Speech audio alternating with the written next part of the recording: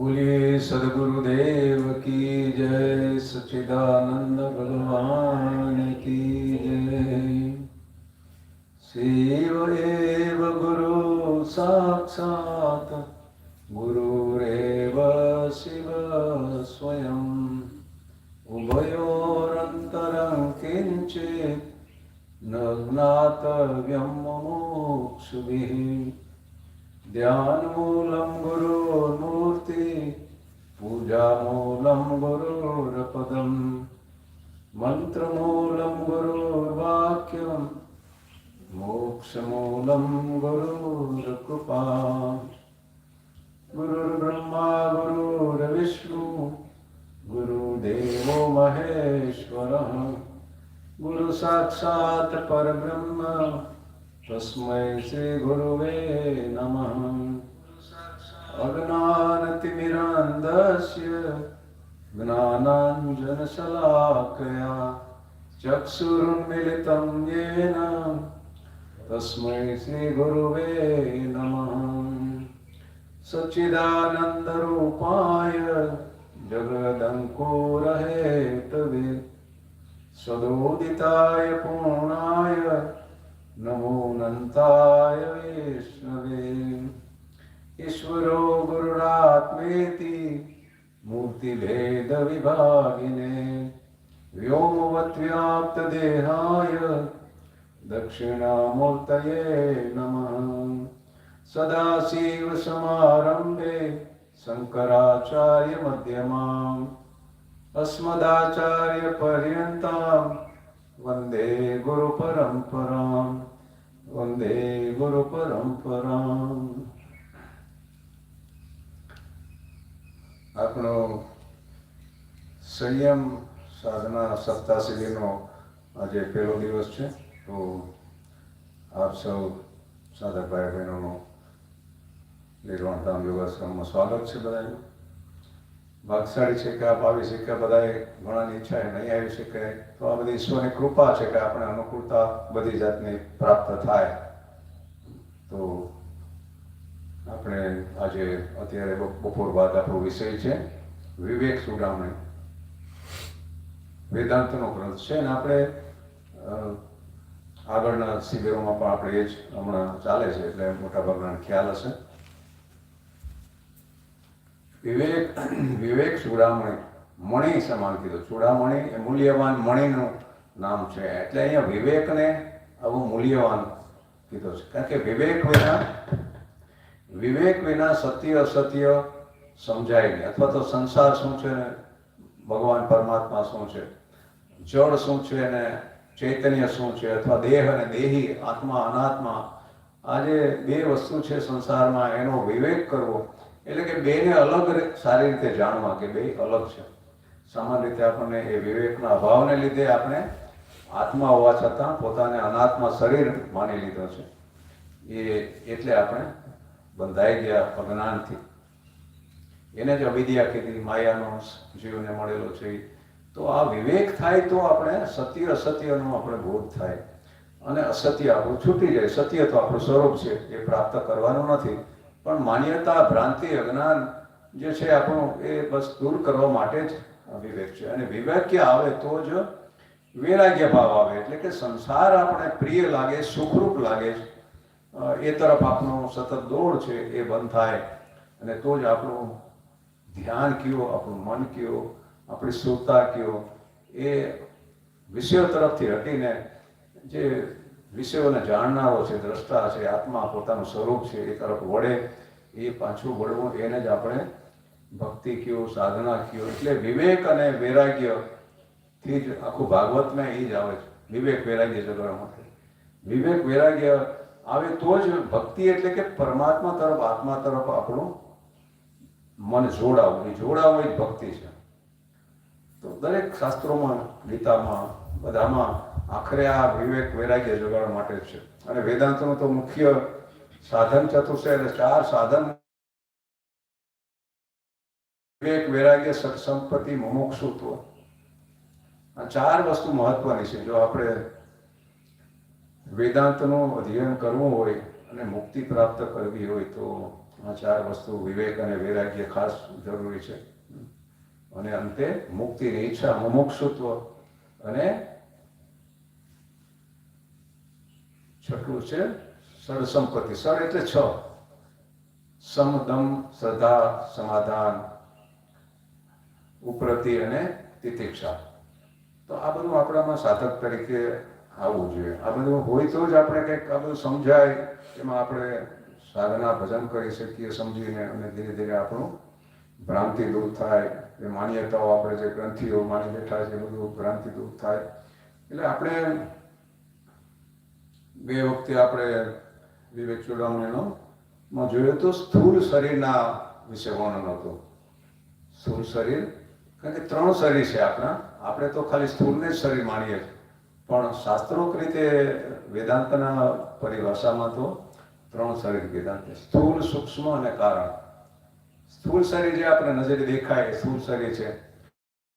એની અંદર સૂક્ષ્મ શરીર છે. સૂક્ષ્મ એટલે કીધું કે આપણે દેખાતું નથી ઇન્દ્રિયોથી, કે એ આપણે દ્રશ્યમાન નથી, તો દેખાતું નથી, પણ અનુભવી તો શકાય છે. આ પ્રાણ ચાલે એ સૂક્ષ્મ છે.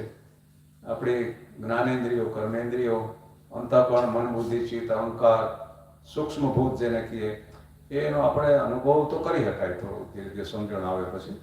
તો એ સ્થૂળ શરીરની અંદર આ 2 શરીર રહેલા છે. એનાથી સૂક્ષ્મ સ્થૂળથી સૂક્ષ્મ, એથી કે અંદર આપણે જતા જઈએ તો, અને સૂક્ષ્મથી પણ કારણ, એથી પણ સૂક્ષ્મ છે. એટલે અંતે આત્મા તો અણોરણ્યાન મહત્વમય. એ આત્મા તો સર્વથી પર, સૂક્ષ્મથી સૂક્ષ્મ, એટલે કે અણુ હોય એનાથી પણ સૂક્ષ્મ છે. અને મહત્વમહ્યાન, મહત્વ સમષ્ટિ બુદ્ધિ જેને કહીએ, આ બ્રહ્માંડ એ મહત્ત્વ બને છે. મૂળ પ્રકૃતિમાંથી મહત્ત્વ પેલા ઊભું થયું, બુદ્ધિ.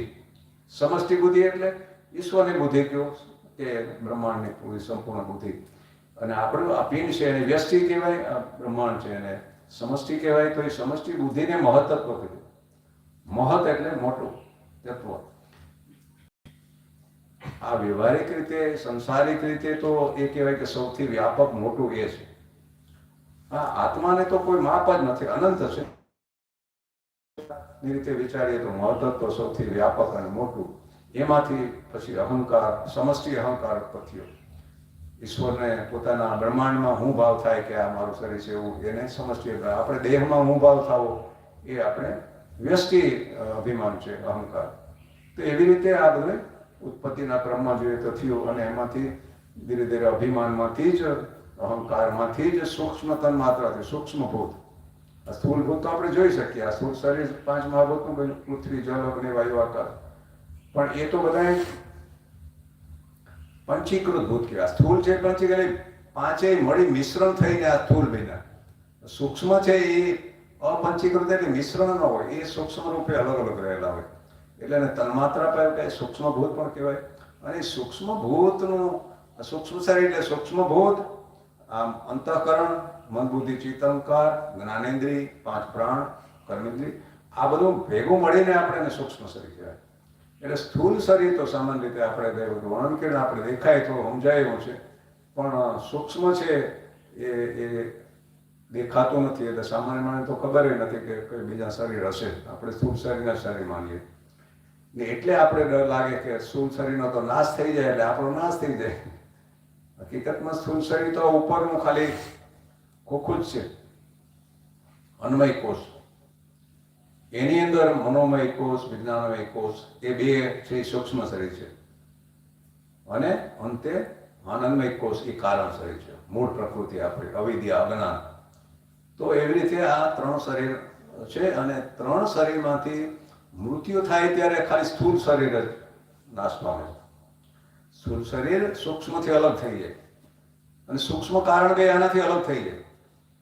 એટલે આ સ્થૂળ શરીર એને પડ્યું રહે, અને એ પંચમહાભૂતનું બનેલું છે. તે પાછા પોતાનામાં તત્વો ભળી જાય.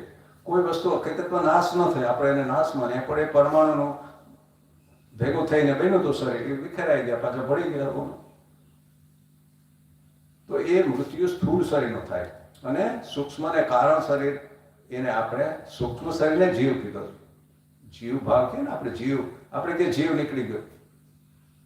તો એ જીવ છે એ આ સૂક્ષ્મ શરીરને જીવ કીધું. સૂક્ષ્મ શરીરની સાથે જ એને અહંકાર ભાવ છે કે સૂક્ષ્મ શરીર હું છું, એ બધા અહમ ભાવ છે, એને આપણે જીવ કીધું. એટલે જીવ આ શરીર છોડીને એ પછી એની વાસનાઓ અને કર્મના સંસ્કારો અને એ બધું એ સૂક્ષ્મ શરીરમાં રહેલા છે. સંસ્કારો જે ભોગના બધા અધૂરી વાસનાઓ બધું, તો એ પછી એની વાસના અનુસાર કર્મ અનુસાર નવું પાછું સ્થૂળ શરીર ગ્રહણ કરે. અને કારણ તો મૂળ અજ્ઞાન છે. કારણ દૂર ન થાય ત્યાં સુધી તો આપણામાંથી છૂટાય એમ નથી. એ અજ્ઞાન છે, એ જ્ઞાનથી દૂર થાય. આત્માનો બોધ ન હોય અજ્ઞાન, એ અજ્ઞાન કયો માયા કયો એમાંથી આ પછી આવે ભ્રાંતિ, જગત, સંસાર, હું, દેહ અને હું, આ બધું એમાંથી ઊભું થાય. એટલે 3 અવસ્થા, 3 શરીર, 3 ગુણ, બ્રહ્મા વિષ્ણુ મહેથી 3 ત્રિપુટી બધી આ ઓમકાર રૂપ ઓમમાં બધું આવી જાય. 3 વેદ. તો એવી રીતે એક ને આપણે સમજતા જઈએ. પહેલા સ્થૂળને જોયો, હવે સૂક્ષ્મ દેહ વિશે જોશું. સૂક્ષ્મ દેહ કોને કહેવાય?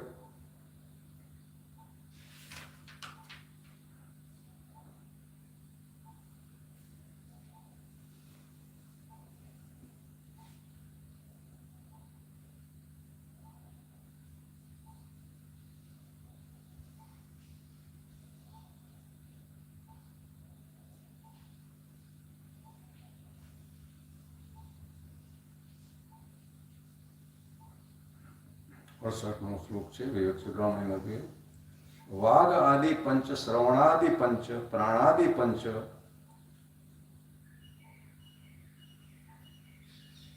મુખાદિ પંચ, બુદ્ધિયાદિ વિદ્યાપી ચ કામ કર્મણી પૂર્ય અષ્ટકમ સૂક્ષ્મ શરીરમ આહુ.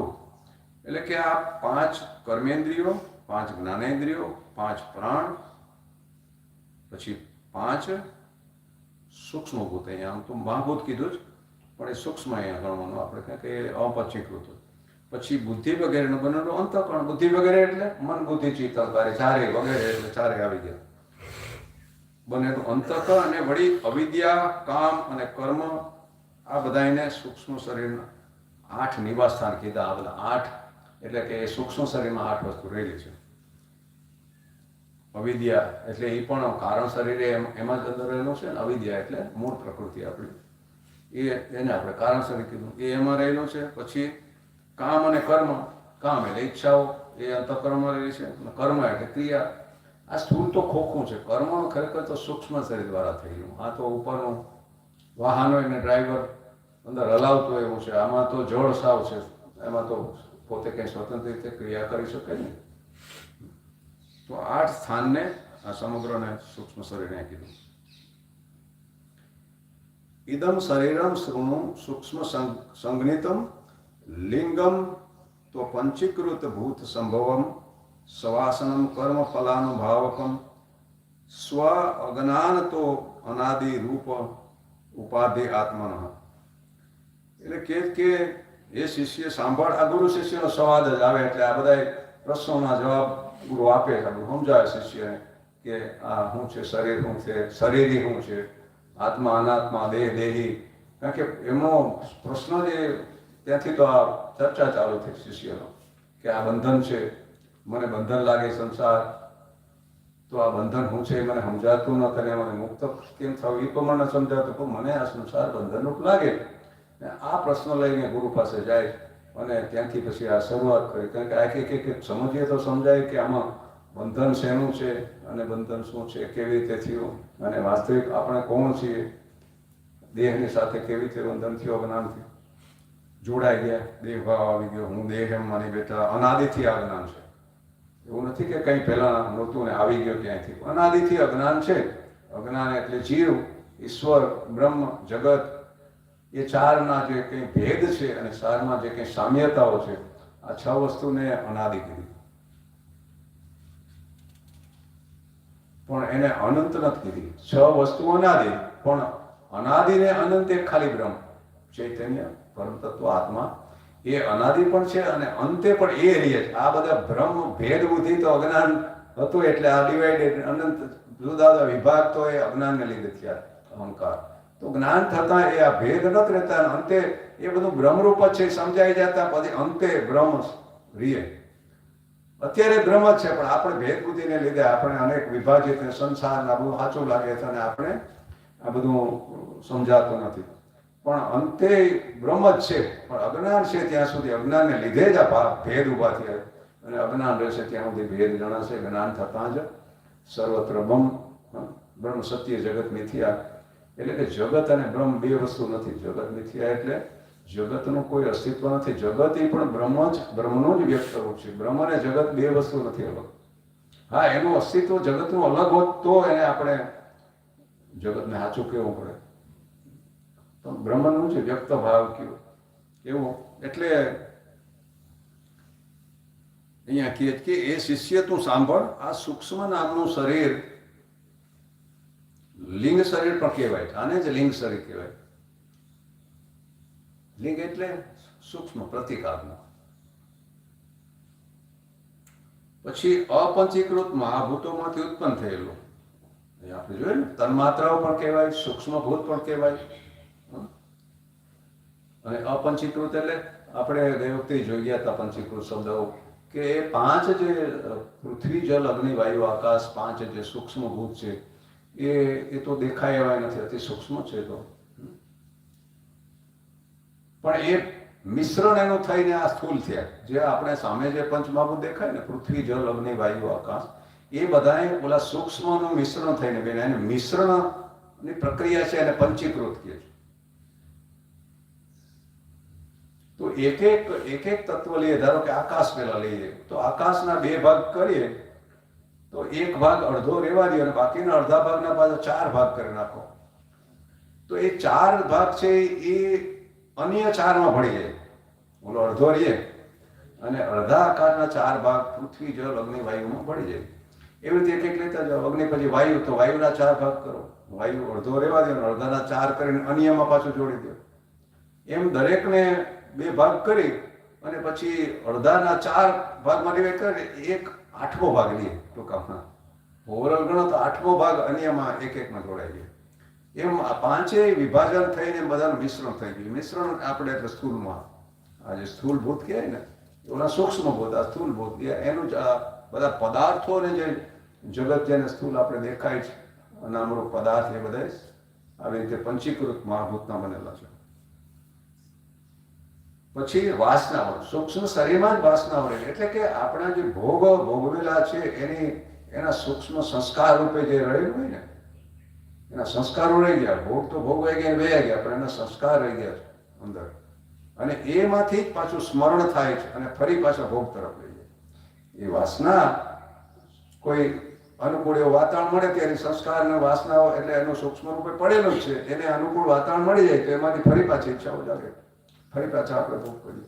એમ અનાદિથી આપણે આપણા અંતઃકરણમાં, સૂક્ષ્મ શરીરમાં બધી આપણી વાસનાત્મક સંસ્કારો, એ જ કર્મ, સંસ્કારો એ જ કર્મ. આપણે જે કંઈક અનુભવ લીધા કર્મ, પાંચ જ્ઞાનેન્દ્રિય કર્મ, આ બધાથી જે કંઈ અનુભવ લેતા જાય એના બધા એના સંસ્કાર પડતા જાય છે, સારા નરસા બધા. અને સંસ્કાર આપણી સાથે આવે છે. મૃત્યુ પછી પણ એ આવે. આપણે કેમ કર્મ ભેગો આવે, તો કર્મ આ રીતે, કર્મ કોઈ વસ્તુ દેખાય એવી જળ નથી, સંસ્કારો રૂપે રહેલી છે, અને એ સંસ્કારો જ ફરી ફરીને આપણે જન્મ લેવા. એ અધૂરી ઈચ્છાઓ, એમાંથી જ ફરી ફરી ઈચ્છાઓ જાગે પછી, અને ઈચ્છાઓથી ફરી પણ આપણે નવા કર્મ કરીએ, અને એમ આ સંસાર ચક્ર ચાલે. કર્મફળ અનુભવ, કર્મફળનો અનુભવ કરાવનાર. આપણે જે કર્મનું ફળ જે અનુભવ થાય ને, એ અનુભવ આ સૂક્ષ્મ શરીરમાં થાય છે. સ્થૂળ ભૂળ તો જળ છે સાવ. આ સુખ દુઃખ વગેરે જે કંઈ થાય એ આખરે અંતઃકરણ કે મનમાં જ થાય ને. એનો અનુભવ આપણે કોઈ સુખરૂપ હોય, દુઃખરૂપ હોય, બધા ફળ તો એ બધા આવે જ છે, તો એનું અનુભવથી સૂક્ષ્મ શરીર દ્વારા થાય, સ્થૂળ શરીર જળમાં નહીં. અને પોતાના સ્વરૂપના અજ્ઞાનથી આત્માની અનાદિ ઉપાધિ છે. અહીંયા પોતાના એટલે આપણે પોતાના સ્વરૂપનું અજ્ઞાન, સ્વરૂપનું એટલે હું કોણ છું એ આપણે જાણતા નથી. આ અજ્ઞાન એ અનાદિ છે, એટલે તો આપણે અનાદિથી જીવ કહેવાય. તો એના અજ્ઞાનથી આ સૂક્ષ્મ શરીર છે એ આત્મા અનાદિથી છે, એટલે એનો ઉપાધિ. અનાદિથી એટલે કે કોઈ આરંભ જાણી ના શકાય, કહી ના શકાય કે અમુક પેલા નહોતું પછી થયું. એટલે બધાને અનાદિ આપણે કહીએ. જગતની આપણે ઉત્પત્તિ નથી માનતા, અનાદિથી આ બધું છે ને અનાદિ જ્ઞાન થાય એને માટે ન રહીએ, બાકી તો અનાદિથી એ ચક્કર ચાલ્યા કરે. વ્યક્ત ભાવમાં આવું, પાછું અવ્યક્તમાં જતું રહેવું, પ્રગટ થવું, અપ્રગટ થવું, એ રીતે આ ચક્ર ચાલ્યા કરે. એ પ્રગટ થવું એને આપણે ઉત્પત્તિ કહીએ. પ્રગટ અથવા વ્યક્ત ભાવમાં આવે આપણે એને ઉત્પત્તિ કહીએ. સંસારની ઉત્પત્તિ થઈ શેમાંથી થઈ? તો કે મૂળ પ્રકૃતિમાં અનાદિથી જે સૂક્ષ્મ રૂપે રહેલું જગત એ પછી વ્યક્ત ભાવમાં આવે. એટલે આપણે એને ઈશ્વરને કારણ કહીએ, કારણ કે ઈશ્વર જ મૂળ પ્રકૃતિ એ ભગવાનની પ્રકૃતિ છે અને એમાં સંસ્કાર રહેલા છે. એ પાછી ઈશ્વર સાથે અભિન્ન રૂપે રહેલી છે. એટલે ઈશ્વર અને પ્રકૃતિ તો અભિન્ન છે. એમાંથી આ વિકૃતિ કહેવાય. આમાંથી જે આ પહેલું જ મહતત્વ એટલે બુદ્ધિ અને એનો અહંકાર, એમાંથી આ જે પાછી 23 તત્વો થયા ને, એ બધી પ્રકૃતિની વિકૃતિ કીધી, વિકાર છે. બાકી મૂળ પ્રકૃતિ તો કાયમ રહે છે. એમાં જ પાછું લય પામી જાય. જેમ ઉત્પન્ન થયું તો એમ ઉલટો ક્રમ થાય, એને આપણે લય ક્રમ કીધો. લય એટલે એકમાં રિવર્સ પ્રોસેસ, પાછી સ્થૂળમાંથી સૂક્ષ્મ અને થતા હતા મૂળમાં પાછું ઉત્પન્ન થયું મળી જાય. તો એ પાછું મૂળમાં જતો રહેવું, બીજરૂપ થઈ જાય. જેમ વૃક્ષ બીજ થઈ જાય, બીજ વૃક્ષ થઈ જાય, એમ પ્રગટ રૂપમાં આવું અને પાછું અપ્રગટ રૂપમાં આવી. સંસ્કાર સૂક્ષ્મ રૂપે બીજમાં વૃક્ષ હોય જ છે, આપણે ન દેખાય, પણ આપણે સમજવું સમજાય તો એનો સ્વીકાર કરવો જ પડે. કોઈ પ્રગટ થાય છે વાવ્યા પછી. એવી રીતે ગીતામાં આગળ આપણે જોઈ ગયા, ભગવાન પોતાને બીજ ગણે છે. હું બીજ રૂપ છું. કારણ અથવા તો બીજ. આ જગતનું સૃષ્ટિનું કારણ હું. કારણ એટલે મૂળ જેમાંથી કેમાંથી ઉત્પન્ન થયું? તો ઈશ્વર. બ્રહ્મ કોઈ કારણ કાર્ય બ્રહ્મને લાગુ નથી પડતું. શુદ્ધ ચૈતન્ય કોઈનું કારણ નથી ને કોઈનું કાર્ય પણ નથી. એટલે કે એ કહેવાયમાંથી ઉત્પન્ન નથી ને એમાંથી આ બધું ઉત્પન્ન થાય. એટલે શુદ્ધ ચૈતન્યમાં કોઈ માયા કે પ્રકૃતિ જ નથી રહેતી, તો કેમાંથી થાય? પ્રકૃતિમાંથી થાય. એટલે ઈશ્વરની શક્તિને આપણે માયા પ્રકૃતિ કીધી.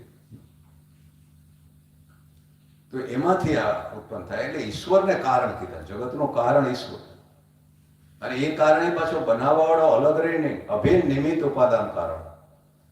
એટલે કે પોતે જ ઉપાદાન. ઉપાદાન એટલે સામગ્રી બધી. કંઈક બનાવવું હોય વસ્તુ તો માટીને કે એમાંથી વાસણ બનાવવા હોય તો માટીને બધી સામગ્રી કહેવાય. પછી ચાકડો છે, આ બધા એના સહાયક બધા સામગ્રી. પણ એ બધા એને ઉપાદાન કહેવાય ને. નિમિત્ત જેમ કુંભાર એ નિમિત્ત કહેવાય. એ આ બધાથી પાછું બધું બનાવે. તો આ જગત એવી રીતે નથી બનાવ્યું. એ ચાકડો ને કુંભાર ને માટી એ બધું એ જ છે. પોતે જ ઉપાદાન એ છે ને નિમિત્ત એ છે ને બધું પોતે જ જગત રૂપે વ્યક્ત રૂપમાં આવ્યો. એટલે ઈશ્વર અને જગત એ રીતે અલગ અલગ નથી. અને ઉપાધિ કોને કહેવાય? ઉપાધિ એ હોય કે એ સ્વરૂપની સાથે ભળી જાય પણ અલગ રહીને ભેદ ઉભા કરે. વાસ્તવિક રીતે એને કોઈ સંબંધ ન થતો હોય. હા, વિકૃતિ જે ઊભી થઈ ને આત્માને કોઈ નાતો નથી થતો, છતાં આત્મા જાણે વિભાજિત અને અનેકા થઈ ગયું એવા વિભાગને ભેદ બુદ્ધિ આપણે ઊભી કરે. વાસ્તવિકતામાં ભેદ થતા નથી પણ એવો ભ્રમ ઊભો કરે. એટલે ઉપાધિકૃત ભેદ સાચા ન હોય એમ કીધું. દેખાવ થાય કે જાણે ટુકડા ભેદ પડી ગયા, પણ વાસ્તવિક રીતે એ ઉપાધિ કોઈ ભેદ પાડી ન હતો. ભક્તિમતવાળા વિશિષ્ટ ચૈતન્ય કે એટલે એ ભેદને સાચા માને છે. ત્યારે આપણે શંકરાચાર્યજીનો મત એમ કહે કે ઉપાધિકૃત ભેદ છે એટલે સાચા નથી. દેખાવ ઊભો થાય કે આ જાણે અલગ અલગ ટુકડા પડે. કારણ કે ચૈતન્યમાં તો વિભાગ તો પડી શકે નહીં. ચૈતન્ય વસ્તુ તો ટુકડા કે કંઈ આકાશ જેવું છે એનો કે ભેદ તો થાય નહીં, છતાંય આપણે વિભાજિત લાગે છે. આ નામ રૂપ દરેક વસ્તુને એમ કીધું કે અસ્થિ ભાતિ પ્રિય એ એનો સત્યાંશ કીધો.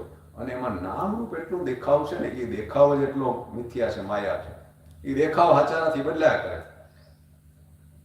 રૂપાંતર એનું થયા કરે. ક્ષણે ક્ષણે આ બધું બદલાઈ રહ્યું તે દેખાવ બદલા કરે. પણ જે અસ્થિભાતિ પ્રિય એટલે સચ્ચિદાનંદ, ત્રણ એનું મૂળ સત ચિત આનંદ કયો કે પ્રિય એટલે આનંદ, આનંદ કયો, અને ભાતિ એટલે જેના દ્વારા જ્ઞાન થયું ચૈતન્ય, અને અસ્થિ એટલે સત્ય જે હોવાપણું છે, નિત્ય હોવાપણું, એને આપણે સત કીધું.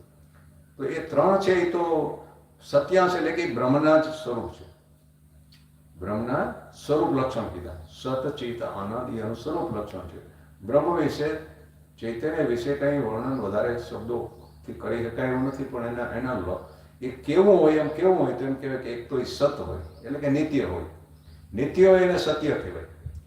એટલે એક તો પરમાત્મા કે આત્મા કે બ્રહ્મ છે એ સત છે એટલે કે નિત્ય છે, એનો આરંભ નથી.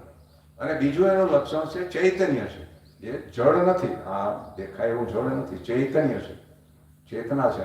શું ચૈતન્ય છે એટલે એના દ્વારા બધું જણાયું, ચૈતન્ય દ્વારા જ આ બધું પ્રકાશિત થઈ રહ્યું ને, એટલે કે એના દ્વારા આ બધું જણાયું. ચૈતન્ય જ જાણે, અન્યને પણ ચૈતન્ય જાણે, પોતાને પણ ચૈતન્ય જાણે.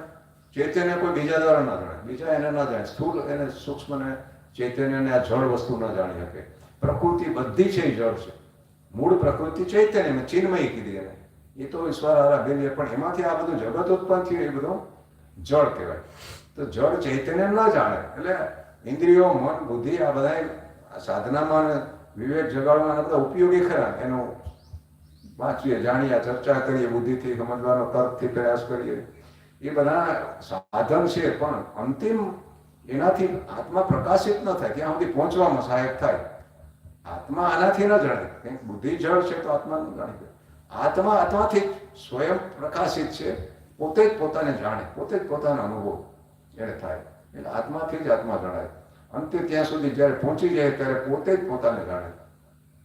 સોહમ કયો કે હમ બ્રહ્માસ્મિ આત્મા બ્રહ્મ, એવું પોતાને અનુભવ થાય. તો એ રીતે અહીંયા કે ઉપાધિ કીધો. ભક્તિમત વાળા કે વિશિષ્ટ ચૈતન્ય, માયા વિશિષ્ટ ચૈતન્યને એ ઈશ્વર ગણે. માયા ઉપહિત ચૈતન્યને વેદાંત આપણા શંકરાચાર્ય મતે માયા ઉપહિત ચૈતન્યને ઈશ્વર ગણે, એટલે કે માયાની ઉપાધિ વગર. એમાં કોઈ પણ વિકાર થયા વિના આ બધું, નહીં તો બ્રહ્મમાં દોષ આવે કે બ્રહ્મમાં વિકૃતિ આવી, બ્રહ્મ તો અવિકારી છે, તો એમાંથી આ બધી વિકૃતિ કેવી રીતે આવે? એટલે કે કોઈ બ્રહ્મમાં કોઈ પણ વિવર્ત કીધું. વિવર્ત એટલે કે એ આ ભેદ ઉભા કરે, પણ અંતેમાં કોઈ બ્રહ્મ પોતાનામાં કોઈ વિભાજન કે વિકૃતિ કે રૂપ બદલાતું નથી, બ્રહ્મ બ્રહ્મ જ રહે. એવી રીતે તો ભક્તિમત વાળા જગતને સાચું ગણે છે, ભેદે હાચા જગતે હાચું. અને એને એટલે એને વિશિષ્ટ ચૈતન્ય કીધું. એટલે એમાં ભળીને રહેલું હોય, ખાલી અલગ રહીને ભેદ ઉભા ના કરે, એમાં એકરૂપ થઈ ગયું એવું વિશ્વ. એવી રીતે તો એવી થોડાક મત છે, આપણે જુદા જુદા મત. વેદાંત ખરું, અદ્વૈત તો મોટા ભાગે સ્વીકાર્યું, છતાં ભક્તિમાં પાછું દ્વૈતાદ્વૈત માને, અમુક દ્વૈત નહીં માને, અમુક વિશિષ્ટ અદ્વૈતને માને, શુદ્ધ અદ્વૈત, એમ ચારક ભાગ છે. એમાં જુદા જુદા એમના ભક્તિના આચાર્યોએ થોડો જુદો મત વ્યક્ત કર્યો છે. પણ આપણો મત આપણે શંકરાચાર્ય માનીએ, બ્રહ્મ સત્ય જગત મિથ્યા. અદ્વૈત, અદ્વૈત તો જો કે એ કોઈ મોટા ભાગના માને, દ્વૈત તો કોઈ મોટા ભાગના નથી સ્વીકારતા, કારણ બે તો નથી, અંતે તો બધું સત્ય તો એક જ છે. તો આવી રીતે પોતાના સ્વરૂપના અજ્ઞાનથી આત્માની અનાદિ ઉપાધિ છે.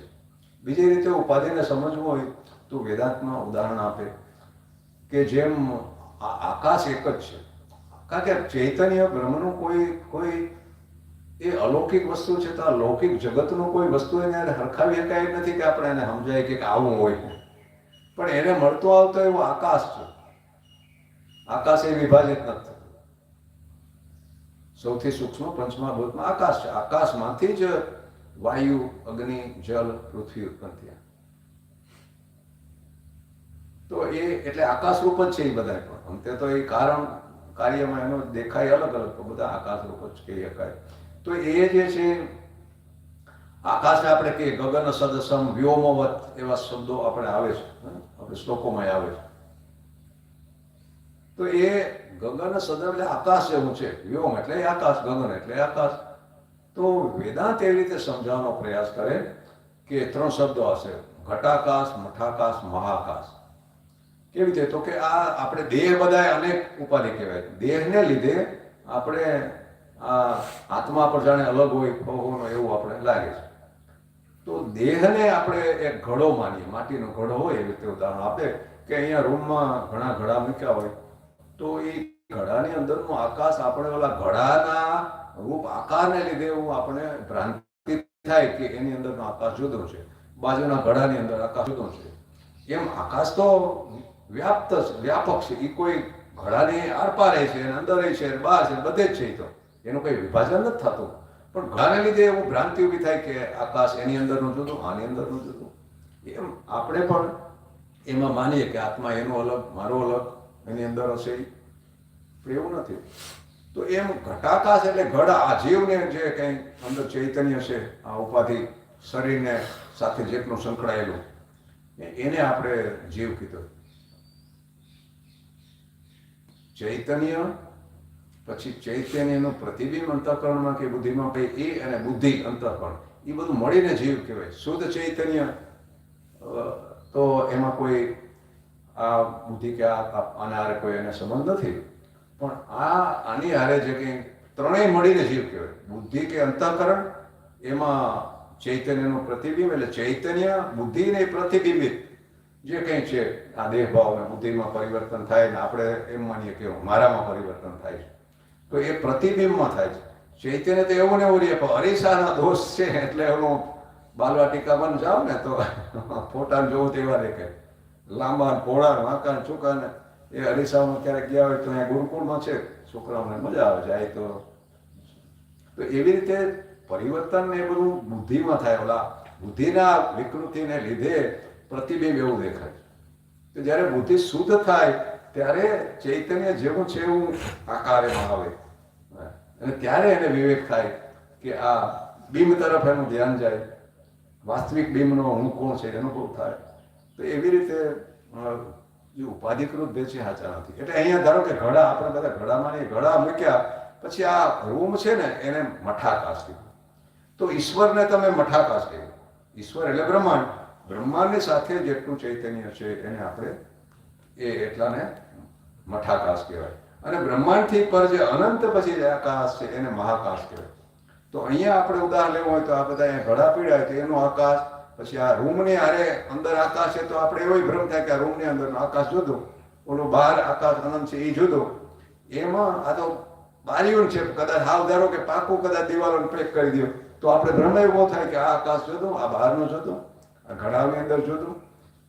પણ આ ઘડાની અંદરનો આકાશ, આ રૂમનો આકાશ અને બહારનો આકાશ, એમાં કોઈ ભેદ નથી, એ એક જ છે. એટલે આવી રીતે ઉપાધિ, એટલે આ દેખાવ ઉભો થાય છે કે શરીર એક ઉપાધિ કીધી, આ બ્રહ્માંડ ઈશ્વરની ઉપાધિ છે, પિંડ આપણી ઉપાધિ છે. તો બે ઉપાધિ મિથ્યા છે, એટલે ઈશ્વર અને જીવ પણ મિથ્યા છે, અંતે બ્રહ્મ જ છે.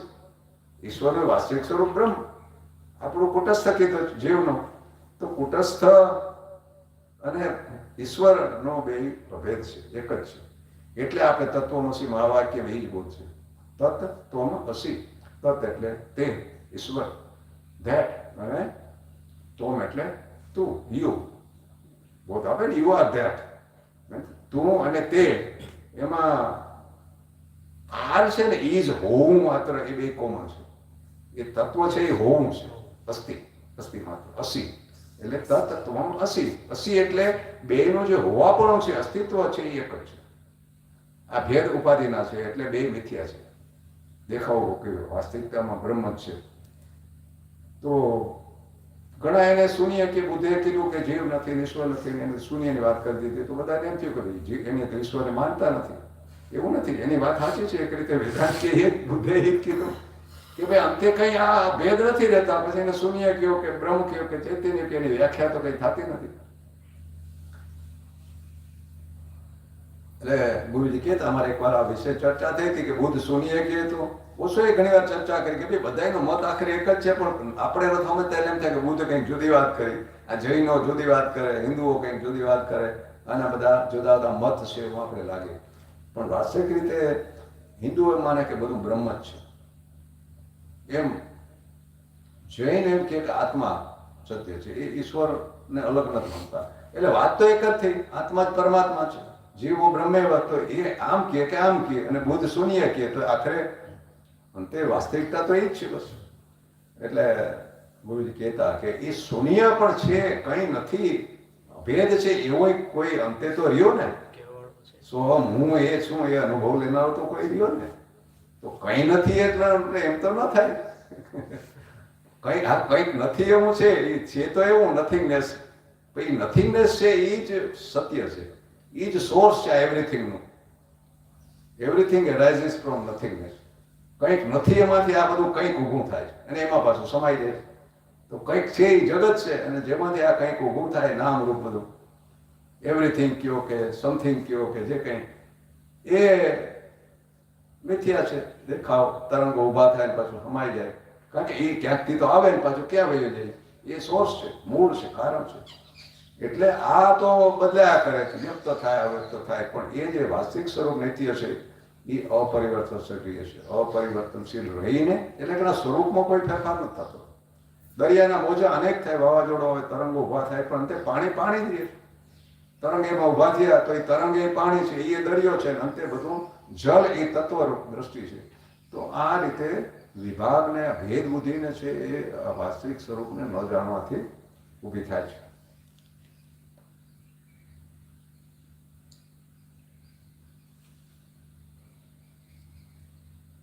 સ્થૂળ શરીરની અંતઃકરણની અને પ્રાણની વિચારણા બાદ હવે સૂક્ષ્મ શરીરનો વિચાર કરીએ. એટલે કે આપણે આગળ સ્થૂળ શરીરની અંતઃકરણની થોડી પ્રાણની ચર્ચા આપણે કરી હતી.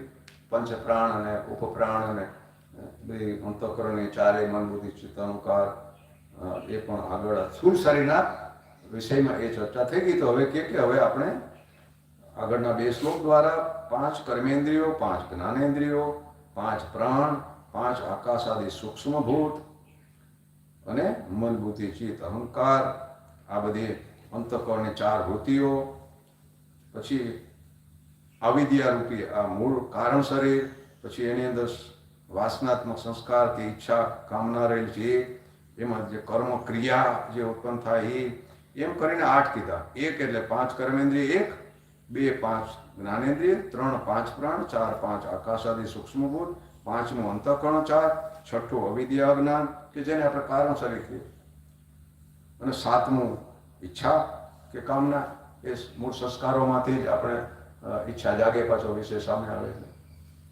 અને પછી ક્રિયા કરીએ. આપણે ઈચ્છા પૂરી કરવા પછી આપણે જે કંઈ કરીએ કર્મ કયો ક્રિયા કયો એ પ્રાણને લીધે થઈ ગઈ ક્રિયા કરાવના. શરીરમાં ક્રિયા દેખાય પણ પ્રાણ મુખ્ય છે. પ્રાણ એટલે તો નીકળી જાય તો મોરડા જેવો પડ્યો રહીએ. તો મૃત્યુ વખતે પ્રાણ સૂક્ષ્મ અને સ્થૂળને જોડનારો પ્રાણ છે. એનાથી આ જોડાયેલું છે સ્થૂળ સૂક્ષ્મ હારે. તો પ્રાણ એ એક ઉર્જા છે, એનર્જી શક્તિ જે કહેવાય. એ આપણા કર્મ અનુસાર આપણને જ્યારે નવો જન્મ થાય ત્યારે આપણા એટલી જ ઉર્જા મળી હોય આપણી, અને ત્યારે એટલું જ એનો ભોગ ભોગવવાના જે કંઈ કર્મ ફળ ભોગ આપવા લાયક થયા હોય એટલાનું આગળ નિશ્ચિત થઈ જાય.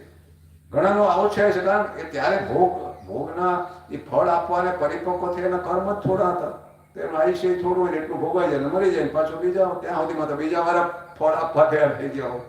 એટલે એમ આ આયુષ્ય વધઘટ થયા કરે. તો એ જે એનું એટલું જ ભોગવવાનું આ જન્મમાં હતું એટલું નિશ્ચિત થઈ ગયું ડેસ્ટિની. તો એ ભોગવાઈ ગયું. તો એ પ્રમાણે ઉર્જા હતી પ્રાણ. તો એ પ્રાણી ઉર્જા પૂરી થઈ, ભોગ પૂરા થયા, એ આ ડેસ્ટાઇન જેટલું નક્કી થયું હતું એટલું. તો એ પછી પૂરું થયું તો સ્થૂળ અલગ થઈ જાય, ખરી જાય.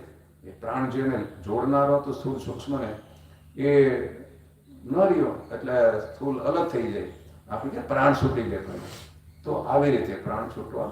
તો પ્રાણ એ આત્મા નથી, પ્રાણ એ શક્તિ છે, ક્રિયા શક્તિ, રજોગુણ. એટલે એવી રીતે આ શરીર અલગ થઈ ગયું બસ. એટલે એમ કે આ ક્રિયા પણ બધી પ્રાણમાં છે કે આ બધું મળીને સૂક્ષ્મ શરીર કહેવાય. આ 8 સ્થાન કયો તો એ બધા આમાં 8 વસ્તુ આમાં સૂક્ષ્મમાં ગણી શકાય. અત્રે સૂક્ષ્મ શરીર આ બધાને કહેવામાં આવ્યું. તો આવું સૂક્ષ્મ શરીરે સ્થૂળ શરીરના મૃત્યુ પછી નવા શરીરની પ્રાપ્તિ માટે ઉત્ક્રમણ સમયે અદૃશ્ય રહીને પોતાની વાસના પ્રમાણે પૂર્વ નિર્ધારિત યોનિને પ્રાપ્ત થાય. એટલે શરીર કોઈ જાતિ, મનુષ્ય યોની, પશુ યોની, એમ બધા જુદા જુદા શરીર કોઈ એના કર્મ અનુસાર વાસના અનુસાર પ્રાપ્ત થાય. સ્થૂળ શરીરના મૃત્યુ પછી નવા શરીરની પ્રાપ્તિ માટે ઉત્ક્રમણ એટલે એ આમાંથી બહાર નીકળીને એ ગતિ કરે પ્રાપ્ત કરવાનો. એ પ્રક્રિયા કયો આમાંથી આમાં જવું એ બધું વચ્ચેના ગાળામાં આ છૂટી ગયો, સામે હજી મળ્યું ન તો એ એક ક્રિયા પ્રક્રિયા અંદર ચાલતી જ હોય.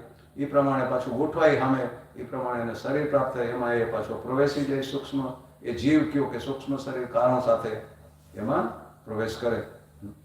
એટલે કે એ અદ્રશ્ય રહીને ઉત્ક્રમણ સમય અદશ્ય આપણે થોડા જોઈએ કે આપણે મૃત્યુ પામે ત્યારે આપણે ન દેખાતે તો આપણે થાય કે આપણે એને સ્વીકારતા નથી. ઘણી વાર તો પૂર્વજન્મ પુનર્જન્મ એમ થાય કે મર્યા એટલે પૂરું થયું. ચારવા કોઈ એમ જ કહેતા આ 5 ભૂતને આકાશને ન માનતા કે આ 4 ભૂત ભેગા થઈને જીવ ઉત્પન્ન થયો, ચેતના ઉત્પન્ન થઈ, પછી વિખેરાઈ ગયા, પૂરું થઈ ગયું. પુનર્જન્મ અને ઈશ્વર ને કર્મ અને ભોગવવાનું રહે, હજી ભવિષ્ય આવતા જન્મમાં એવું માનતા જ નથી. એટલે કે મજા કરો, ખાઓ પીઓ મજા કરો. કોઈ ભગવાન છે ને તમારા કર્મનો હિસાબ ને પતાવો, ભોગ આપવા વાળો આ ભોગવી લે મજા કરો, પછી વિખેરાય કઈ રહેતું નથી, બીજો જન્મ નથી, કોણ ભોગવ્યો? આમાં ખાઓ પીઓ મજા કરો. એવી બધી માન્યતાઓ વાળા છે, એને આપણે ભૌતિકવાદી કીધું, જળવાદી અથવા ભૌતિકવાદી. એટલે કે આ પંચ મહાભૂતને જ માને છે, ચૈતન્યને માનતા, ચૈતન્ય ઉમાંથી ઉત્પન્ન થાય એવું માને. આ પંચ મહાભૂત 4 ભૂત ભેગા થયા ને એટલે એમાંથી પ્રગટ થયું ચૈતન્ય, અને પાછા વિખેરા જાય. એટલે તો આવું કંઈક માનવા વાળા છે. તો એટલે કે એ અદ્રશ્ય રહીને દેખાતું નથી. પણ અત્યારે તો વિજ્ઞાન ઘણું આગળ વધ્યું છે. આપણે તો મહાપુરુષો તો અનુભવ લઈને બેઠા છે, એને તો સૂક્ષ્મ શરીરે દેખાતું હોય. પણ આજે વૈજ્ઞાનિક રીતે હવે સૂક્ષ્મ શરીર છે એવું સાબિત આપણે કરીએ કે એની ફોટોગ્રાફી થાય. આપણે શરીરનો ફોટો લેવો હોય ને તો સૂક્ષ્મ શરીરનો ફોટો આવે, ઓરા કહીએ છીએ આપણે, જેને ઓરા કહીએ ને. ઘણી વાર ભગવાનને ફોટા તો આમ આજુબાજુ પ્રકાશ બતાવ્યો હોય થોડો, તો એ સૂક્ષ્મ શરીરનું પ્રતીક છે. તો જેવું આપણા સ્થૂળ શરીર છે ને એને મળતો આવે આકાર સૂક્ષ્મ શરીર હોય એવું હોય, પણ આમ પ્રકાશ જેવું સૂક્ષ્મ. એટલે અમુક ટાઈમે આ ઘણા દેખાય તો કે મને ભૂત છે, પ્રેત છે, આવું બધું દેખાતું હોય. પણ એ ક્યારેક કોઈને એવું સૂક્ષ્મ દેખાઈ જાય તો એ એટલે આ છે ખરું. સૂક્ષ્મ શરીરને વિજ્ઞાને આજે સ્વીકારે કે એવું કંઈક છે તો ખરું કે જે આ અલગ થઈ જાય. એટલે ઘણા હવે સ્વીકારવા માંડ્યા પુનર્જન્મ છે, રીઇન્કાર્નેશન સ્વીકારે. નહીં તો મોટા ભાગના નથી સ્વીકારતા. હજી ઘણા અમુક ધર્મો નથી સ્વીકારતા. ક્રિશ્ચિયાનિટીમાં ને ઇસ્લામમાં ને મોટાભાગના એમ માને કે મરી જાય હોય ને એટલે તમે કબરમાં રહેવાનું અને એ કયામત સુધી રહેવાનું. ઓલા ડૂમ્સ ડે કે ઇંગ્લિશમાં ડૂમ્સ ડે, એ કયામત થાય ને ત્યારે એ કબરમાં જે પડ્યા ને એ જીવ, એનો ન્યાય ઈશ્વર કરી દે. જેને ખોટું કર્યું એને નરકમાં નાખી દે, કંઈક સારું કર્યું એને સ્વર્ગમાં મોકલી દે. વાત પૂરી થઈ. એટલે આવી માન્યતાઓ છે. પણ ક્રિશ્ચિયાનિટી એમ કે ઘણા આવું પણ માને છે કે પુનર્જન્મ છે. એમાં થોડાક ભેદભાવ છે, પણ એ માને પુનર્જન્મમાં. પણ છતાં એ સાચવે એ કયામાં ખોદું શરીરને કબરમાં રાખી, કોફીમાં રાખીને સાચવી રાખે કે ન્યાય કરીએ તેથી ઈશ્વર પછી. તો હવે જે બુદ્ધિજીવી માણસો એને સ્વીકારતા કેમ નથી કે ભાઈ ઈશ્વર તો આપણા પરમ પિતા, કરુણાના સાગર, દયાના આપણા પિતા સમાન કીધા. આપણે તો એના સંતાન એમ માનીએ તો દયા, કરુણા, પ્રેમ મૂર્તિ કીધા. તો માણસ જીવ તો ગમે એવો હોય, આખરે અજ્ઞાની છે, એનું બાળક છે, ભૂલ કરી, પાપ કર્યા, અધર્મ ગમે એવો કરે, તો એની સજા કાયમ સ્વર્ગની કે નરકની થઈ ગઈ ને. જો પુનર્જન્મ ન હોય તો તે તો નિત્ય નરકમાં રહેવું, નિત્ય સ્વર્ગમાં એવું જ થઈ ગયું ને. તો એટલે એવું બધું નથી મોટા ભાગના બુદ્ધિ. હા, આપણે એટલે કહીએ કે આ કર્મ છે ભાઈ એનું ભોગવાઈ જાય તો પાછો એ મુક્ત થઈ શકે ભોગવીને. એનું કઈ કાયમી સજા ને, જેટલું કર્મ કર્યું એટલો જ ભોગ મળે. અને ભોગવાઈ જાય તો પાછો ફરીને આ ભોગ યોનિમાં ભટકીને પાછો જીવ આવે ને ગમે એવા કર્મ કર્યા હોય તો આખરે જીવ મુક્ત થઈ શકે અને સ્વરૂપથી મુક્ત જ છે. તો આવું બધું જુદા જુદા મત છે, જુદા જુદા સંપ્રદાયોના.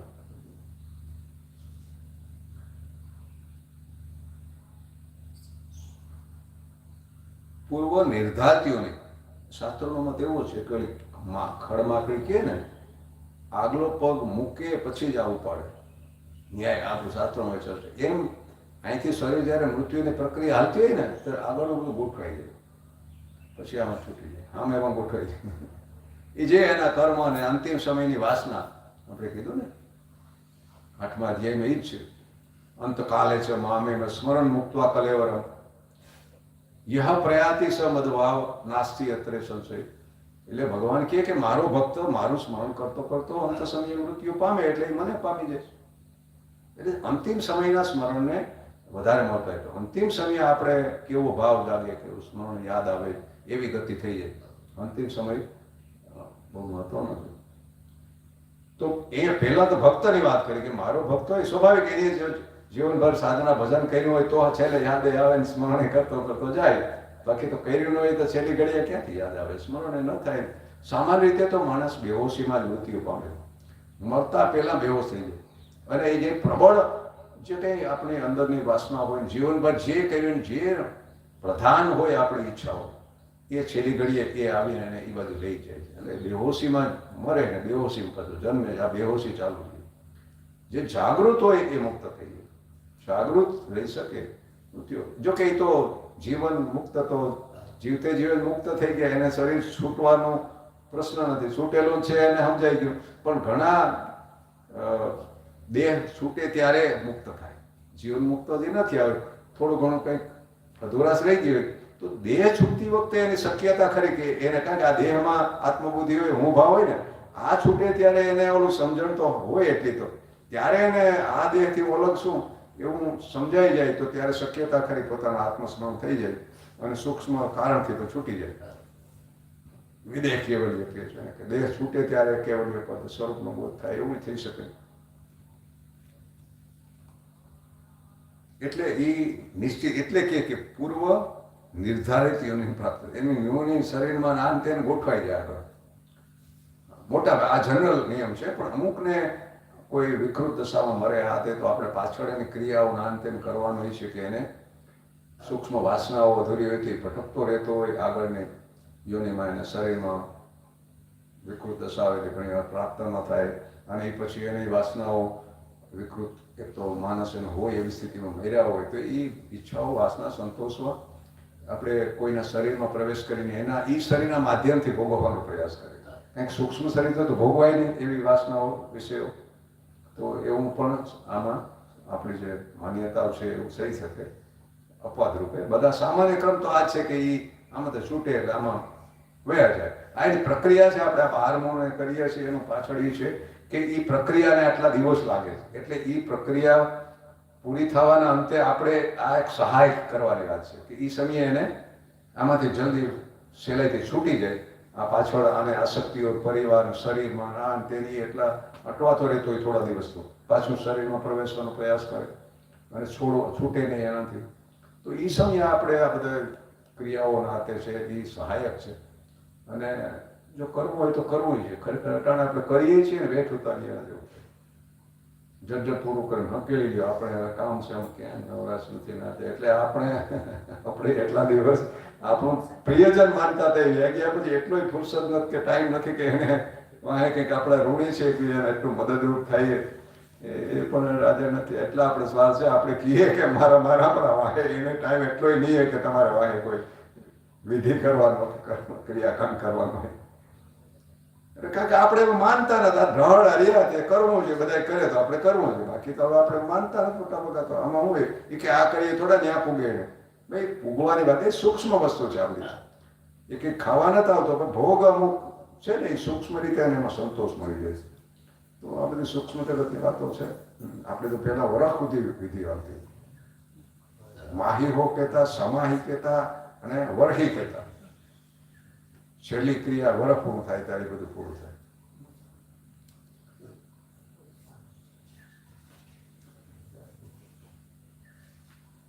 સામાન્ય રીતે તો જરૂર આપણે એવા જીવ હોય તો પણ આપણે એક પરંપરા છે કે ભાઈ કદાચ એને આ કોઈ અવરોધ રૂપ હોય તો સહાયક બનો. ત્યારે બૌદ્ધ ધર્મમાં તો એને ધ બુક ઓફ ડેથ એવું નામ છે અને એમાં બધી વિધિઓ બતાવી છે.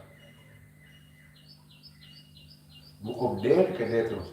તો એ જ્યારે મરતો હોય ત્યારે આ બધી પ્રક્રિયા ચાલુ કરી દી.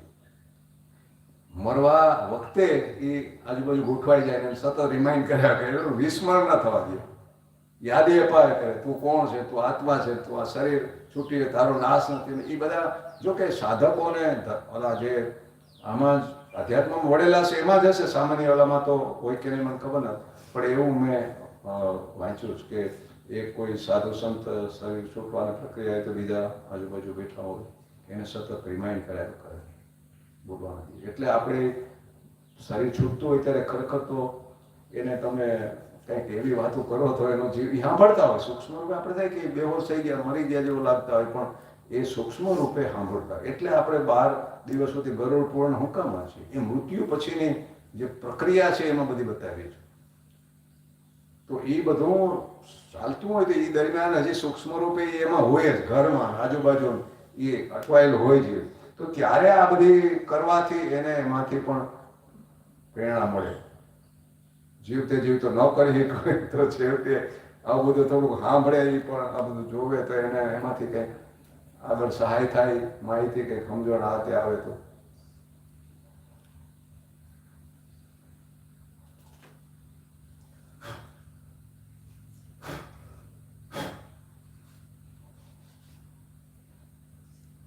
એટલે કે પૂર્વ નિર્ધારિત યોનિને પ્રાપ્ત, એટલે પૂર્વ નિર્ધારિત જે એનું શરીર આગળ કર્મ આધારિત જે વ્યવસ્થા ગોઠવાઈ ગઈ એમાં પ્રવેશ. જીવ રૂપે જનારા આ શરીરની સાથે જ તેમાં રહેલી વાસના અને સંસ્કાર પણ સાથે જાય. આ સૂક્ષ્મ શરીરને લિંગ શરીર પણ કહેવામાં આવે છે. આ સૂક્ષ્મ કે લિંગ શરીર આકાશ, વાયુ, તેજ, જળ અને પૃથ્વી જેવા મહાભૂતોનું પંચીકરણ થતા પૂર્વે શુદ્ધ પંચમહાભૂતો કે જેને તન્માત્રા અગર અપંચીકૃત પંચમહાભૂત કહેવામાં આવે છે, તેવા પંચ મહાભૂતોથી જ આ લિંગ શરીર બનેલું હોય. લિંગમાં છે એ સૂક્ષ્મભૂત આ પંચીકૃત ન હોય, એ તો સ્થૂલ થઈ ગયા. ઓલા સૂક્ષ્મભૂત હોય લિંગ શરીરમાં આપણે હમણાં જોઈએ ને, તો એ અપંચીકૃત અથવા સૂક્ષ્મભૂત એ મિશ્રણ ન હોય. સૂક્ષ્મભૂત જે પાંચેય છે એ અલગ અલગ સૂક્ષ્મ રૂપે રહેલા, તો એ બધા એને સૂક્ષ્મ શરીર કહેવાય. એવું આપણા શાસ્ત્રોનો મત છે, વિદ્વાનોનો મત છે. તો આ સૂક્ષ્મ શરીરમાં જ મનુષ્યની સારી નરસી સૂક્ષ્મ વાસનાઓનો સંગ્રહ થાય અને અંત સમયે અતૃપ્ત વાસનાઓ તૃપ્તિ અર્થે જીવાત્મા સાથે પ્રયાણ કરે. એ બધી અતૃપ્ત વાસનાઓ, અધૂરી ઈચ્છાઓ, એ બધું એમાં જ જાય. અને છેલ્લે આપણે મૃત્યુ વખતે એ જે કંઈ પ્રબળ ઈચ્છાઓ અંદર હોય એ જ ઈચ્છા છેલ્લે આવે અને એ ઈચ્છા ગતિ કરાવે છે. એટલે 8મા અધ્યાયમાં કહે છે યમ યમ વાપી સ્મરણ ભાવો ત્યજંત્યે કલેવરમ. એટલે કે અંતે શરીર છોડતી વખતે જે ભાવ હશે તમે વેતી કોણ તે સદા તદભાવ ભાવિત. અર્જુને કે બસ જે એની છેલ્લી યમ યમ વાપી સ્મરણ ભાવ, એને જે સ્મરણ થાય અને જે સામે ઈચ્છા પ્રબળે આવીએ એને એવું એને ત્યાં લઈ જાય ને એવું થશે જે ઈચ્છાઓ. એટલે અહીંયા કે અતૃપ્ત ઈચ્છાઓ હોય એ પાછું એને જીવાત્માને પ્રયાણ કરાવે અને એવા શરીરમાં લે. તદુપરાંત આપણા પુણ્ય અને પાપ કરવાનું સુખ દુઃખ પણ આ સૂક્ષ્મ શરીર દ્વારા જ ભોગવાય. જે દુઃખ સુખ આપણે ભોગવીએ છીએ અંદર, એ આખરે અંદર એટલે તો કીધું સુખ દુઃખ એ મનની વૃત્તિઓ કીધું છે, ઉર્મિઓ.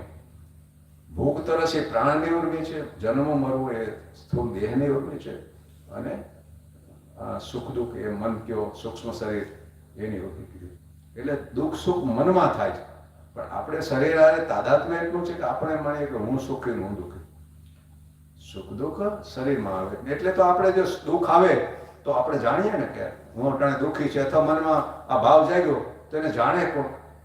દુઃખ તો આવ્યું ને વહી ગયું, સુખ આવીને વહી ગયું, તો એને જાણવા વાળો તો એવો ને એવો એ કંઈ થોડો ભેગો કે જાય કે એમાં બદલાવ થાય. અને એ જાણી રહ્યો એટલે એનાથી અલગ છે.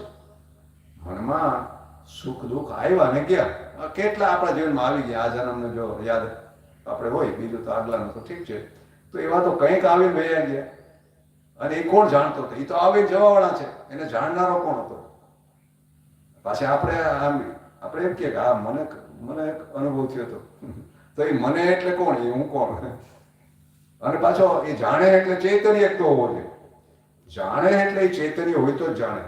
અને બીજું એ બદલાતો નથી, એવો ને એવો રહે, ક્યાંય જાતો નથી, આવતો નથી, એમાં આરંભ અંત નથી, પરિવર્તન નથી થતું. એટલે એ આપણું શરીર આત્મા છે. જાણે એટલે ચૈતન્ય આપણું સ્વરૂપ છે, એટલે આપણે એ છીએ.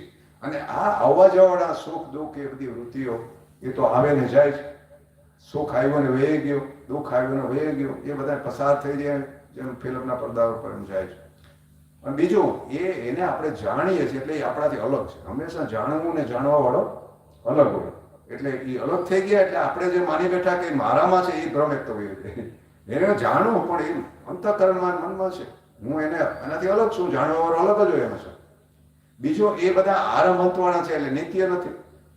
આવવા જવાવાળા આરંભંતવાળા છે, પરિવર્તનશીલ છે એટલે એ નિત્ય નથી. એટલે એનો મતલબ કે જે બધું દેખાય એ બધું માયા છે,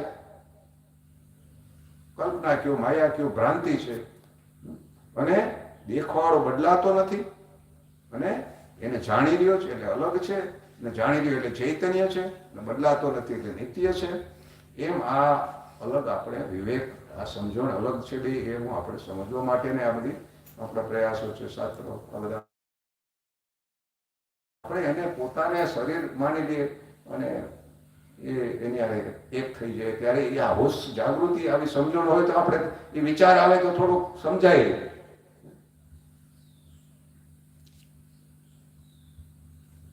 જ્યાં સુધી વ્યક્તિને પોતાના આત્મ સ્વરૂપનું અજ્ઞાન હોય છે ત્યાં સુધી આ સૂક્ષ્મ શરીર વ્યક્તિને પોતાના આત્માની ઉપાધિ રૂપે અનુભવે છે.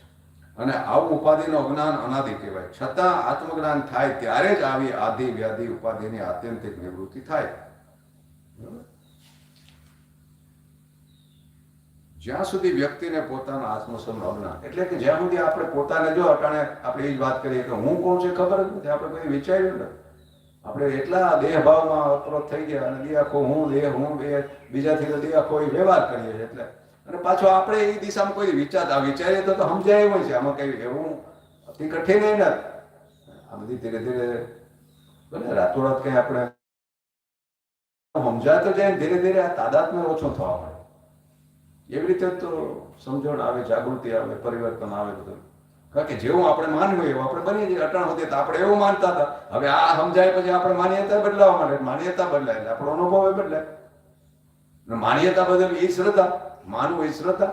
અટાણ હોતી તો આપણે એવું માનતા હતા, હવે આ જાણ્યું સમજાવવાનું થોડાક આમાં ઊંડા ઉતરે તો સમજાય તો આપણું માનવું બદલાય જાય. અટાણ હોતી હું દેહ હું છું, ફલાણું મરે જાય એટલે હું મરે જાય, મારો નાશ થઈ જાય, એવું તો કમસે કમ જાતું રહીએ. તો એટલો ભય તો ઓછો થઈ જાય કે ભાઈ દેહ અલગ થઈને પછી કૂતરા બિલાડા ખાય કે ધૂળમાં ધૂળ થઈ જાય, શું ફેર પડે? માટી ભેગો માટી, અન્નમય કોષ માટીમાંથી ઉત્પન્ન થયું હતું. માટીમાંથી અનાજ, અનાજમાંથી દેહ, અને દેહ પાછી માટી થઈ ગઈ. તો એનું શું ફેર પડે? ધૂળ ભેગો ધૂળ. તો એવું બધું સમજાય જાય તો આપણે એ તો ભય ન રહીએ કે ભાઈ શરીર છૂટી જાય એટલે આપણે એને છોડીને ગયા જઈએ. વાસ્તવિક આપણું સ્વરૂપ એટલે આપણે આ તો દેહને હું માનીએ એટલે થાય કે આ પ્રાણ કે જીવને આપણે અલગ માનીએ કે એ વયો જાય એટલે આપણને હળગાવી દે, આપણે આમ થાય, ફલાણું ઢીકણું થઈ જાય. કે પોતે દેહને જ ઉમાય ના કરે. એટલે આટલો ભ્રમ ઓછો થાય તોય ઘણો ફેર પડી જાય કે આપણે મરતા નથી, મરવા ધારીએ તો મરાય નથી. ફરી ફરી જન્મો જ પડી. આપણે ઘણી વાર છૂટિયામાંથી મરીએ છીએ, એમ ક્યાં છૂટાય છે? પુનરપી મરણમ પુનરપી જન્મમ પુનરપી જનની જઠરે શયનમ એ સંસારે ખરુ દુસ્તારે અપારે પાહે મુરારી.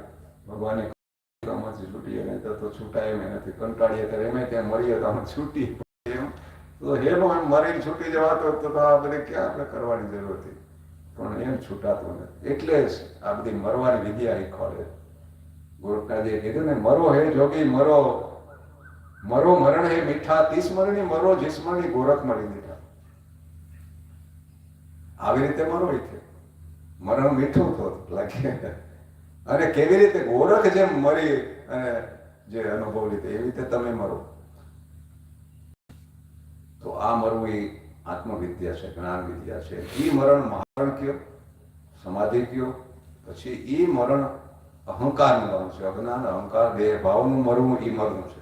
અને એ મર્યા પછી જન્મ ન થાય. એને દ્વિજ કીધા, બીજો જન્મ. ત્યારે આત્માનો અનુભૂતિ થાય બીજો જન્મ. આ વારે વારે જે જન્મ થાય તો શરીરનો થાય. એક શરીર જોઈએ વળી પાછું બીજું શરીર મળ્યું. શરીરના જન્મને આપણે પોતાનો જન્મ માનીએ. હકીકતમાં એ પહેલો જન્મ કીધો. શરીરનો જન્મ એ પહેલો જન્મ ગણો. તો બીજો જન્મ કયો? તો કે જ્યારે તમે આત્માનો જન્મ તો ન થાય, જન્મ એમ તો ન કહેવાય, પણ આત્માનો અનુભૂતિ થઈ જ્યારે પ્રગટ થયો. અપ્રગટ રૂપે આત્મા તો આપણે છીએ જ, પણ આપણને અનુભવ નહોતો. એ જ્યારે એ ભાવ અને પ્રગટ થયો અને આપણે સમજાઈ ગયું, ત્યારે હવે દેહ બુદ્ધિ ન રહી અને અજ્ઞાન ગયું, બંધનનું કારણ ગયું અને પોતે આત્મ સ્વરૂપ છે, અયમ આત્મા બ્રહ્મ કે બ્રહ્માસ્મે અનુભવ થયો. તો બસ એ પછી જન્મ મરણ, એ મહામરણ કયો, મહામૃત્યુ કયો, અને એ દેહભાવ ગયો, એ જ મૃત્યુ ખરેખર. પછી જન્મ મરણ મળીએ એટલે ખરું મૃત્યુ. આ મહાપુરુષ સાધુ સંતો મૃત્યુની વાત કરે, મરો મરો એ આ મરવાનું છે, એ વિદ્યા છે, આમાંથી તો છૂટીએ. એટલે દ્વિજ શબ્દ આ માટે વપરાણો. જેણે બીજો, દ્વિજ એટલે બીજી વાર જન્મવું. તો આપણે થાય કે બીજી વાર તો ઘણી વાર જન્મ્યું છે, કે ફરી જન્મવું શરીરનું છે, બીજી વાર જન્મવું એટલે આત્માનું પ્રગટ થવું, આત્માનો બોધ થવો, એ બીજો જન્મ. પહેલો જન્મ તો અનાદિથી ચાલ્યા જ કરે, મળીએ જન્મીએ મળીએ. એટલે અહીંયા કે જ્યાં સુધી વ્યક્તિને પોતાના આત્મ સ્વરૂપનું અજ્ઞાન હોય ત્યાં સુધી આ સૂક્ષ્મ શરીર વ્યક્તિને પોતાના આત્માની ઉપાધિ રૂપે અનુભવાય. ત્યાં સુધી પોતે આ સૂક્ષ્મ શરીર છે એવો એને અનુભવ છે. આત્માનું તો હજી જ્ઞાન નથી. અને મૃત્યુ થાય ત્યારે એને સમજાય. પહેલાં તો હું શરીર સ્થૂળ છે એમ જ માનતો હોય, પણ મૃત્યુ થઈ જાય ત્યારે એનાથી અલગ થાય ત્યારે સમજાય કે આ શરીર તો અલગ થઈ ગયું, પણ હું હજી તો છું. આ પોતાને શરીર સૂક્ષ્મ હારે હજી તાદાત્મ્ય નહીં હોય. સૂક્ષ્મને કારણે હવે એ એક ઉપાધિ છે, અને હજી એને હું માનતો હોય ત્યારે એ સૂક્ષ્મ શરીરને હું માને. આ શું તો છૂટી ગયો, હવે એને જો ભાઈ અલગ થઈ ગયો, એ મારાથી, હું એનાથી અલગ થઈ ગયો, ત્યારે એને સમજાય કે આ તો છૂટી ગયો, પણ હું તો શું હજી. તો એ હું સૂક્ષ્મ શરીર હારે જે જોડાયેલો છે અહંકાર. કારણ કે અહંકાર જ અંતઃકરણમાં હોય. મન બુદ્ધિ ચિત્ત અહંકાર, એ હમભાવ અહંકાર અંતઃકરણમાં રહેલું છે વૃત્તિ. એટલે એ સૂક્ષ્મ શરીરને ત્યારે પોતાનો હું માને, પોતાનું અસ્તિત્વ માને, એને હું ભાવ, એને આપણે જીવ કીધું. એટલે કે ત્યાં સુધી સૂક્ષ્મ શરીર વ્યક્તિને પોતાના આત્માની ઉપાધિ રૂપે અનુભવાય. એટલે કે આ મારી આ સૂક્ષ્મ શરીરમાં હું બુદ્ધિ થાય, સૂક્ષ્મ શરીર હું છું એવું એને ત્યારે અનુભવાતો હોય. હા, એને એ ઓલો ભ્રમ એકવાર મૃત્યુ થાય ત્યારે તો છૂટી જાય કે હું આ સ્થૂળ શરીર હતો, એ ભ્રમ તો વહી જાય, પણ હજી સૂક્ષ્મ શરીર હું છું એ રીએ ને, એ અહંકાર રીએ છે. એટલે હજી અજ્ઞાન છે, ઓલું કારણ શરીર પણ હજી છે. એટલે ફરી ફરીને જન્મ તો પાછો લેવો પડે. તો ત્યારે એને સ્થૂળ શરીરનું તાદાત્મ્ય છૂટી જાય અને સૂક્ષ્મ હું છું એવું એને કે આત્માની ઉપાધિ રૂપે સૂક્ષ્મ શરીર અનુભવાય. અને આવી ઉપાધિનું અજ્ઞાન અનાદિ છે. એટલે કે આ સૂક્ષ્મ શરીર અનાદિ છે. સ્થૂળ શરીર બદલ્યા કરે, સૂક્ષ્મ શરીર પરિવર્તન તો થતું હોય, બદલાવ તો થતો જ હોય. આ મૃત્યુને સ્થૂળ શરીરનું પરિવર્તન કીધું અને સૂક્ષ્મ શરીરનું પરિવર્તન. અને આ અવસ્થાઓ છે, બાલ અવસ્થા, કુમાર અવસ્થા, યુવ અવસ્થા, વૃદ્ધ, એ અવસ્થાઓ છે, એ સ્થૂળ શરીરનું પરિવર્તન છે. અને પાછું મૃત્યુ થાય ત્યારે એ સૂક્ષ્મ શરીરનું પરિવર્તન છે. અંદર આપણા સંસ્કારો, સમજણ, આ તે બદલાઈ ગઈ ને, એ સૂક્ષ્મ શરીરનું પરિવર્તન જ છે. તો એ પરિવર્તન થઈ જાય તો આગલું પાછું સ્થૂળ શરીર પણ એ પ્રમાણે જ મળે. એવી રીતે પરિવર્તન થતું રહેતું હોય સ્થૂળ સૂક્ષ્મ. એટલે કે આ ઉપાધિનું અજ્ઞાન અનાદિથી કહેવાય. એટલે કે એનો એમ ન કહે કે ક્યારથી છે, અનાદિથી આપણે જીવ તરીકે છે, આ જગત બધું અનાદિથી છે.